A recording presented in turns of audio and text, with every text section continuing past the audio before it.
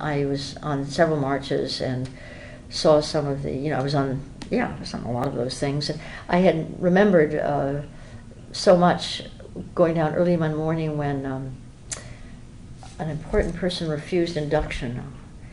Oh dear, Joan Baez's husband or somebody. Anyway, Stanford student, I forget. Yeah. But he refused or burned his draft card or whatever it was. And I remember his saying something that was so much like some of my Reformation people had said. He looked at this building and he said, "These are just stones.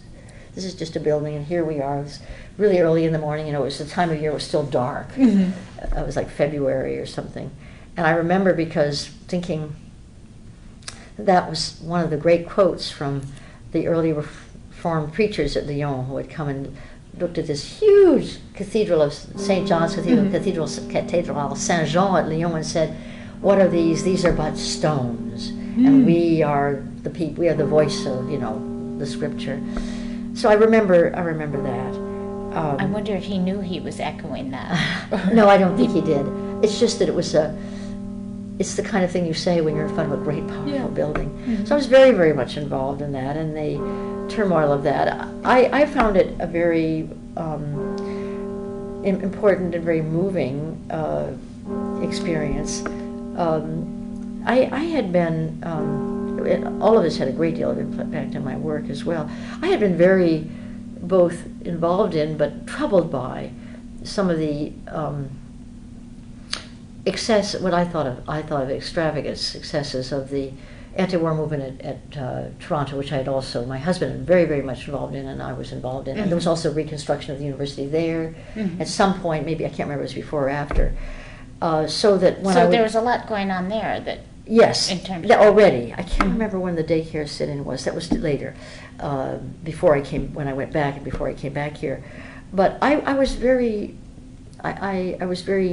interested in and bothered by. I didn't like the violence on either side. I didn't like that. It bothered me terribly. When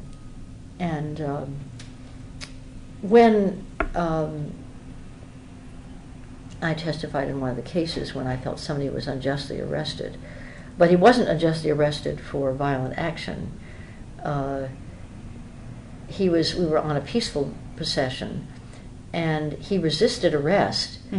And I don't blame him, as I said before, because when the people came up, they looked like hoodlums. The police? Well, they weren't in police uniform. They were plain covered men. Oh, I see. And they looked like toughs.